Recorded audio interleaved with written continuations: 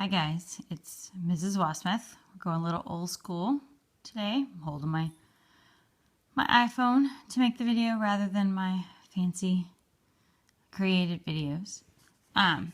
Today we're going to talk about slope, and we're doing, these are our notes. It's called Counting for Slope. And remember I talked about briefly yesterday that slope was equal to rise over run. Okay, and I said it, rise over run. Okay, so rise over run as a fraction.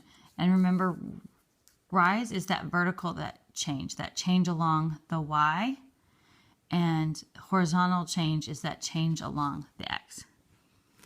All right, so let's look at the first problem.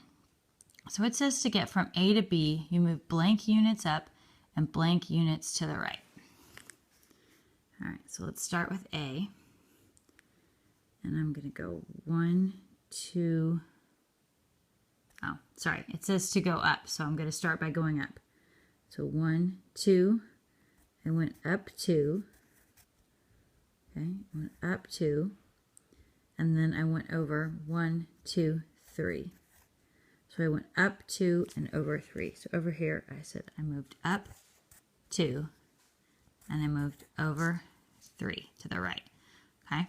So remember that my slope is rise over run, so rise goes first, so what I moved up or down goes on top, so 2, and whatever I did on the bottom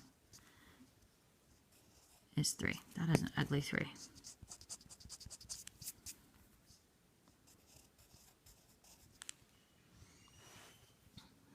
All right, so to go from A to B, I went up and over. It's kind of like I made the legs of the triangle. So I went up 2, and then I went over 3. So it's like this leg of the triangle is 2, and this leg of the triangle is 3. And so there's my slope. 2 over 3, rise over run. To get from B to C, you go up 1, 2, 3, 4. I went up 4, and over 1, 2, 3, 4, 5, and I went over 6. Okay? So I went 4 up and 6 to the right. So my slope again was 4, 6, or I can simplify that to 2 over 3. Sorry. I can simplify that to 2 over 3 because I can divide 4 and 6 both by 2. All right. What relationship do you see between the two slopes? They are equal. All right. For each example, shade the slope triangle. The triangle should always be drawn, so you move up or down and then to the right. All right. So we're going to draw our triangle. I'm going to pause it and draw my triangle and then unpause it so you guys don't end up in 1,000 different places. Hold on. All right, so it says, for each example, shade the slope triangle. The triangle should always be drawn so that you move up or down and then to the right. What I want you guys to do right now is we're going to pause the video, and I want you to go ahead and draw and shade your triangles. So I'll give you about 2 minutes, and then we're going to unpause the video, look at those triangles, and see what we see.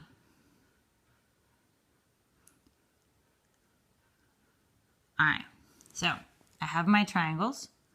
To get from L to M, you move 6 units up. I drew mine backwards. 6 units up and 2 to the right. So as you can see, I drew them on this side, but I could draw them over here, 6 and 2. And it's exactly the same thing. I just have to keep track of what is my rise and what is my run. My rise and my run. So I went up 6 and 2 to the right. So my slope is 6 to 2. Okay? From J to K, I moved 3 up and 1 to the right. So again, 3 and 1. Right? And again, I shaded my triangle on the other side.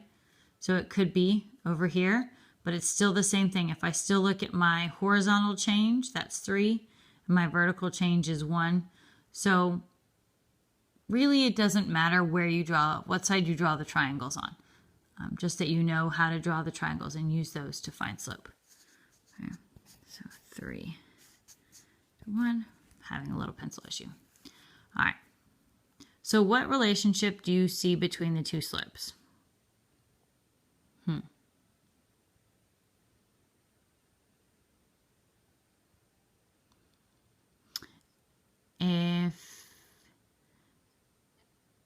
Do you want the video can be paused so you guys can talk about it for a minute?